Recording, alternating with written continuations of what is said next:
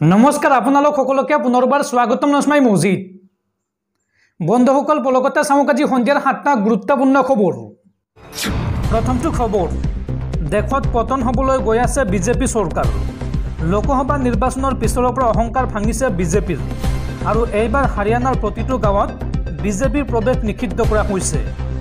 এই ডাঙৰ মন্তব্য দিল্লীৰ প্ৰাক্তন মুখ্যমন্ত্ৰী তথা আম আদমি পাৰ্টিৰ মুৰব্বী অৰবিন্দ কেজৰিৱালৰ। देशत पतन हबलै गई आछे बीजेपी सरकार। लोकसभा निर्वाचনৰ पिछৰৰ পৰা अहंकार भांगिছে बीजेपीर। फेल होइছে बीजेपीर डाबल इंजिन सरकार। एतिया हारियानातो पराजयर सम्मुखीन हब बीजेपी दल। जम्मू काश्मीरतो बीजेपीये खाब मुख ठेकेसा। झारखंड महाराष्ट्रतो पतन हब बीजेपीर। जनसाधारणे बुझी पोৱা हल बीजेपीर केलेंकारी। हारियानात एतिया गाँवबिलाकत बीजेपीर प्रवेश निषिद्ध करा होइছে। बीजेपीर बिरुद्धे এইদৰে সোচ্চাৰ হৈ পৰিছে दिल्लीर प्राक्तन मुख्यमंत्री अरविंद केजरीवाल। परवर्ती खबर महायुद्धत এইবাৰ অকলশৰীয়া হৈ পৰিছে ইজৰাইল। ইখনৰ পাছত সিখন ৰাষ্ট্ৰৰ বিৰোধিতা কৰিছে ইজৰাইলক। আমেৰিকাৰ পিছত এইবাৰ ফ্ৰান্সেও সকিয়নি দিলে ইজৰাইলক। লেবাননক দ্বিতীয় গাজালৈ পৰিণত কৰিব নিদিয়াৰ হুংকাৰ ফ্ৰান্সৰ। বিশ্বৰ ইখনৰ পাছত সিখন ৰাষ্ট্ৰৰ বিৰোধিতা কৰিছে ইজৰাইলক। আমেৰিকাৰ পিছত এইবাৰ ফ্ৰান্সেও সকিয়নি দিলে ইজৰাইলক। ইজৰাইলৰ বিৰুদ্ধে অস্ত্ৰ শস্ত্ৰ যোগানত নিষেধাজ্ঞা ফ্ৰান্সৰ। বিশ্বৰ কোনো দেশে ইজৰাইলক যোগান ধৰিব নালাগে অস্ত্ৰ শস্ত্ৰ। কোনো দেশে ইজৰাইলক যোগান ধৰিব নালাগে অস্ত্ৰ শস্ত্ৰ। এই মন্তব্য কৰিছে ফ্ৰান্সে। লেবাননত থকা ফ্ৰান্সৰ গেষ্ট ষ্টেচনত আক্ৰমণ চলাইছিল ইজৰাইলে আৰু এই আক্ৰমণৰ পাছতে ইজৰাইলৰ বিৰুদ্ধে সৰব হৈ পৰিছে ফ্ৰান্সৰ ৰাষ্ট্ৰপতি ইমানুৱেল মেক্ৰন। লেবাননক দ্বিতীয় গাজালৈ পৰিণত কৰিব নিদিয়াৰ হুংকাৰ ফ্ৰান্সৰ। পৰৱৰ্তী খবৰ অসমৰ ডি ফুটাৰ আৰু ডিটেনশ্যন কেম্প কংগ্ৰেছৰ সৃষ্টি। কংগ্ৰেছে সৃষ্টি কৰিছে ডি ফুটাৰ আৰু ডিটেনশ্যন কেম্প আৰু কংগ্ৰেছে চৰল লোকক ভূমিৰ পট্টা দিয়া হলে আজি বিজেপিয়ে উচ্ছেদ চলাব নোৱাৰিলেহেঁতেন। কংগ্ৰেছৰ বিৰুদ্ধে এই বিস্ফোৰক অভিযোগ উত্থাপন কৰিছে বিধায়ক মজিবুৰ ৰহমানে। কংগ্ৰেছে চৰল লোকক ভূমি পট্টা দিয়া হলে বিজেপিয়ে আজি উচ্ছেদ চলাব নোৱাৰিলেহেঁতেন। মিয়া মানুহ আৰু ভোট নিদিয়ে কংগ্ৰেছক। পঞ্চায়ত নিৰ্বাচনত কংগ্ৰেছক প্ৰত্যাখ্যান কৰিব সংখ্যালঘুৱে। ডি ফুটাৰ আৰু ডিটেনশ্যন কেম্প কংগ্ৰেছৰ সৃষ্টি। উচ্ছেদ ডি ফুটাৰ ডিটেনশ্যন কেম্পৰ জৰিয়তে কংগ্ৰেছে মুছলমানক অত্যাচাৰ কৰিছে। সংখ্যালঘু অধ্যুষিত এলেকাত একক সংখ্যাগৰিষ্ঠতা লাভ কৰিব এইবাৰ AIUDF-এ। সমাগত পঞ্চায়ত নিৰ্বাচনক লৈ দলগাঁৱৰ বিধায়ক মজিবুৰ ৰহমানৰ এই মন্তব্য। দৰ্শকসকল আৰু বহুতো গুৰুত্বপূৰ্ণ খবৰ আছে। তাৰ আগতে আপোনাক জনাওঁ যে যদি আপুনি এতিয়ালৈকে এইটো ভিডিঅ'ত লাইক কৰা নাই তেন্তে এতিয়াই ভিডিঅ'টোত লাইক কৰি দিয়ক আৰু এনেকুৱা ধৰণৰ ভিডিঅ'সমূহ নিতৌ চাবলৈ চেনেলটো ছাবস্ক্ৰাইব কৰি কাষত থকা বেল আইকনটো প্ৰেছ কৰি ৰাখক। পৰৱৰ্তী খবৰ সাৱধান বিশ্ববাসী। আহি আছে এইবাৰ সৌৰ ধুমুহা। সৌৰ ধুমুহাই আঘাত কৰিব পৃথিৱীক আৰু এই সন্দৰ্ভত বিশ্ববাসীলৈ সতৰ্কবাণী জাৰি কৰিলে আমেৰিকাৰ মহাকাশ গৱেষণা সংস্থা নাছাই। এই সৌৰ ধুমুহাৰ ফলত ৰেডিঅ' ব্লেক আউট, বিদ্যুৎ বিচ্ছিন্ন আৰু ইণ্টাৰনেটত বিসংগতিয়ে দেখা দিয়াৰ সম্ভাৱনা আছে। এক বৃহৎ সৌৰ ধুমুহাই আঘাত কৰিব পৃথিৱীক। বিশ্ববাসীলৈ এই সন্দৰ্ভত নাছাই জাৰি কৰিলে সতৰ্কবাণী। সৌৰ ধুমুহাই পৃথিৱীৰ চুম্বকীয় ক্ষেত্ৰত সৃষ্টি কৰিব পাৰে বিঘিনিৰ, যাৰ পৰিপ্ৰেক্ষিতত ৰেডিঅ' ব্লেক আউট, বিদ্যুৎ বিচ্ছিন্ন আৰু ইণ্টাৰনেটত বিসংগতিয়ে দেখা দিয়াৰ সম্ভাৱনা আছে। অৱশ্যে মানুহৰ ওপৰত কোনো প্ৰত্যক্ষ প্ৰভাৱ নেপেলায় এই সৌৰ ধুমুহাই। কৃত্ৰিম উপগ্ৰহৰ ওপৰত পৰিব পাৰে ইয়াৰ প্ৰভাৱ আৰু এই সন্দৰ্ভত বিশেষজ্ঞসকলে ইয়াক নিৰীক্ষণ কৰি আছে বা ইয়াৰ গতিবিধি নিৰীক্ষণ কৰি আছে। পৰৱৰ্তী খবৰ মোদী চৰকাৰক পুনৰ খুৰদাৰ সমালোচনা কংগ্ৰেছ নেতা ৰাহুল গান্ধীৰ। মোদী চৰকাৰৰ বিৰুদ্ধে 10টাকৈ বিস্ফোৰক অভিযোগ কংগ্ৰেছ নেতা ৰাহুল গান্ধীৰ। ৰাহুল গান্ধীয়ে এই সন্দৰ্ভত কয় যে চক্ৰবিহুৰ দ্বাৰা সমগ্ৰ দেশক 6জন লোকে চলাই আছে, যিয়ে দেশৰ 90% লোকৰ ৰাস্তা বন্ধ কৰি দিলে। মোদী চৰকাৰ তথা বিজেপিৰ বিৰুদ্ধে দহটাকৈ ডাঙৰ মন্তব্য কংগ্ৰেছৰ যুৱৰাজ ৰাহুল গান্ধীৰ। ৰাহুল গান্ধীয়ে কয় যে মই জাতিগত লোকপিয়লৰ কথা ক'লেই বিজেপিয়ে বেয়া পায়। দেশত জাতিগত লোকপিয়ল হোৱাটো নিবিচাৰে বিজেপিয়ে।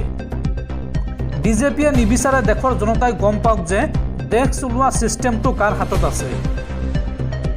কংগ্ৰেছে যিদিনাই কেন্দ্ৰত চৰকাৰ গঠন কৰিব তেতিয়াই জাতিগত লোকপিয়ল কৰাব। কোনেও ইয়াক বাধা দিব নোৱাৰে। নৰেন্দ্ৰ মোদীয়ে হাঁহি হাঁহি 56 ইঞ্চিৰ বুকুখনেৰে নিৰ্বাচনৰ সময়ত 400খন আসনৰ কথা কৈছিল, কিন্তু তাৰ ফলাফল কি হ'ল সেয়া সকলোৱে জানে। হিন্দুস্তানৰ জনতাই দেশৰ সংবিধান মোদীৰ শিৰত লগাবলৈ বাধ্য কৰোৱাই দিলে। সংবিধানে যে সৰ্বোচ্চ সেয়া বুজাই দিলে। সেয়া জনতাৰ শক্তি। দেশত 50% সংৰক্ষণ ব্যৱস্থা আঁতৰোৱা হ'ব। আমি এয়া প্ৰতিশ্ৰুতি দিছোঁ, সেয়া আমি কৰি দেখুৱাম। অগ্নিবীৰ যোজনাৰ জৰিয়তে ভাৰতৰ 90% লোকৰ হাতৰ পৰা পেঞ্চন কাঢ়ি ল'ব বিচাৰিছে বিজেপি চৰকাৰে। অগ্নিবীৰ যোজনাৰ জৰিয়তে সেনা জোৱানৰ পেঞ্চন, সন্মান আৰু শ্বহীদৰ মৰ্যাদা কাঢ়ি ল'লে মোদী চৰকাৰে। আদানী আম্বানীয়ে ভাৰতত সকলো ধৰণৰ ব্যৱসায় কৰিব পাৰে, কিন্তু দেশৰ দৰিদ্ৰ জনতাই ব্যৱসায় কৰিবলৈ বিচাৰিলে ৰাস্তা বন্ধ কৰি দিয়া হয়। চক্ৰবেহুৰ দৰে সমগ্ৰ দেশক 6জন লোকে চলাই আছে, যিয়ে দেশৰ 90% লোকৰ ৰাস্তা বন্ধ কৰি দিলে। এই মন্তব্য কংগ্ৰেছ নেতা ৰাহুল গান্ধীৰ। পৰৱৰ্তী খবৰ, এইবাৰ ড্ৰাগছ সৰবৰাহৰ গোচৰত গ্ৰেপ্তাৰ সংখ্যালঘু নেতা। নগাঁও আৰক্ষীৰ জালত পৰিছে সংখ্যালঘু নেতা আবু বক্কৰ ছিদ্দিক। সংখ্যালঘু সংগ্ৰাম পৰিষদৰ কেন্দ্ৰীয় কাৰ্যকৰী সভাপতি আবু বক্কৰ ছিদ্দিক। জুৰিয়াৰ পৰা গ্ৰেপ্তাৰ কৰা হৈছে আবু বক্কৰ ছিদ্দিকক। উল্লেখযোগ্য যে উজনি অসমলৈ মিয়াসকল যোৱাত বাধা দিয়াত মুখ্য ভূমিকা লৈছিল আবু বক্কৰ ছিদ্দিকে। পৰৱৰ্তী খবৰ, শিক্ষাৰ্থীসকলৰ বাবে জৰুৰী খবৰ। দেশৰ শিক্ষাৰ্থীসকলৰ বাবে এক বৃহৎ পদক্ষেপ গ্ৰহণ কৰিছে কেন্দ্ৰীয় চৰকাৰে। দেশৰ প্ৰতিগৰাকী শিক্ষাৰ্থীয়ে বাধ্যতামূলকভাৱে বনাব লাগিব আপাৰ ID কাৰ্ড। কি এই আপাৰ ID কাৰ্ড আৰু কি কামত প্ৰয়োজন হ'ব চাওঁ আহক। দেশৰ প্ৰতিগৰাকী শিক্ষাৰ্থীৰ বাবে বাধ্যতামূলক কৰা হৈছে আপাৰ ID কাৰ্ড। এতিয়াই উলিয়াই লওক আপোনাৰ আপাৰ ID কাৰ্ড। কি কামত প্ৰয়োজন হ'ব এই কাৰ্ড চাওঁ আহক। শিক্ষাৰ্থীৰ শৈক্ষিক তথ্য, বঁটা, ডিগ্ৰী, বৃত্তি আৰু অন্যান্য ক্ৰেডিট ডিজিটেলাইজ হ'ব এই কাৰ্ডৰ জৰিয়তে। প্ৰাক প্ৰাথমিকৰ পৰা উচ্চ শিক্ষাৰ শিক্ষাৰ্থীলৈকে সকলোকে প্ৰয়োজন হ'ব এই আপাৰ ID কাৰ্ড। 12 সংখ্যাৰ আপাৰ নম্বৰৰ যোগেদি এগৰাকী শিক্ষাৰ্থীৰ সকলো তথ্য সংৰক্ষিত থাকিব। ওৱান নেশ্যন ওৱান ID কাৰ্ডৰ লক্ষ্য কেন্দ্ৰীয় চৰকাৰৰ। কিদৰে উলিয়াব এই আপাৰ ID কাৰ্ড চাওঁ আহক। অনলাইন আৰু অফলাইন দুয়োটা মাধ্যমত কৰিব পাৰিব আপাৰ কাৰ্ডৰ বাবে আবেদন। আৰু ইতিমধ্যে ৰাজ্যৰ বিদ্যালয়সমূহত আৰম্ভ কৰা হৈছে আপাৰ IDৰ কাম কাজ। মই আপোনালোকক পৰামৰ্শ দিম নিজৰ বিদ্যালয়ৰ জৰিয়তে আপাৰ IDৰ কাম কৰিবলৈ। আৰু যদি অনলাইনত কৰিব বিচাৰে তেন্তে আপাৰ IDৰ বাবে একাডেমিক বেংক অফ ক্ৰেডিট ৱেবছাইটৰ জৰিয়তে অনলাইনত আবেদন কৰিব পাৰিব। পৰৱৰ্তী খবৰ, গুৱাহাটী বিশ্ববিদ্যালয়ৰ অৰাজকতা সন্দৰ্ভত মুখ্যমন্ত্ৰী হিমন্ত বিশ্ব শৰ্মাৰ প্ৰতিক্ৰিয়া। মুখ্যমন্ত্ৰীগৰাকীয়ে এই সন্দৰ্ভত কয় যে হোষ্টেলত পঢ়া শুনাৰ পৰিৱেশ থাকিব লাগিব। কোনো অনুষ্ঠান নাথাকিলে পৰাপক্ষত হোষ্টেলৰ প্ৰাক্তন আৱাসীসকল হোষ্টেলত নোযোৱা ভাল। প্ৰাক্তন আৱাসীসকলক সঘনে হোষ্টেললৈ অহা যোৱা বন্ধ কৰিব লাগে। গুৱাহাটী বিশ্ববিদ্যালয় কৰ্তৃপক্ষক এই আহ্বান মুখ্যমন্ত্ৰী হিমন্ত বিশ্ব শৰ্মাৰ। পৰৱৰ্তী খবৰ, কিংমেকাৰ নীতিশ কুমাৰে পুনৰ বিপাঙত পেলাইছে বিজেপিক। নীতিশ কুমাৰ বিশ্ব নেতা, গতিকে নীতিশ কুমাৰক ভাৰত ৰত্ন দিয়ক চৰকাৰে। এইবাৰ পোষ্টাল লগাই নীতিশ কুমাৰক ভাৰত ৰত্ন দিবলৈ দাবী JDUৰ নেতাৰ। বিহাৰৰ মুখ্যমন্ত্ৰী নীতিশ কুমাৰক ভাৰত ৰত্ন দিয়ক চৰকাৰে। JDUৰ নেতাই নীতিশ কুমাৰক ভাৰত ৰত্ন দিবলৈ দাবী জনালে বিজেপি চৰকাৰক। বিহাৰৰ পাটনাত পোষ্টাল লগাই JDUৰ নেতাৰ এই বৃহৎ দাবী। কিংমেকাৰ নীতিশ কুমাৰে সঁচাকৈয়ে লাভ কৰিব নেকি ভাৰত ৰত্ন? জেডিউৰ সাধাৰণ সম্পাদক চতু সিঙৰ মতে নীতিশ কুমাৰ এগৰাকী বিশ্ব নেতা। বিহাৰৰ মুখ্যমন্ত্ৰী নীতিশ কুমাৰে সমগ্ৰ বিশ্বতে নাম অৰ্জন কৰিছে। আমেৰিকা, ব্ৰিটেইন, কানাডা সকলোতে নীতিশ কুমাৰ জনপ্ৰিয় হৈছে। বিহাৰৰ উন্নয়নত লোৱা ভূমিকাৰ বাবে ভাৰত ৰত্ন দিয়ক নীতিশ কুমাৰক। আৰু এতিয়া কিংমেকাৰ নীতিশ কুমাৰক সন্তুষ্ট কৰিবলৈ কি কৰিব মোদী চৰকাৰে সেয়া পৰৱৰ্তী সময়ত লক্ষণীয় হ'ব। উল্লেখযোগ্য যে NDAত চামিল হৈ ইতিমধ্যে বিহাৰৰ বাবে হাজাৰ হাজাৰ কোটি টকা মোকলাই আনিলে নীতিশ কুমাৰে।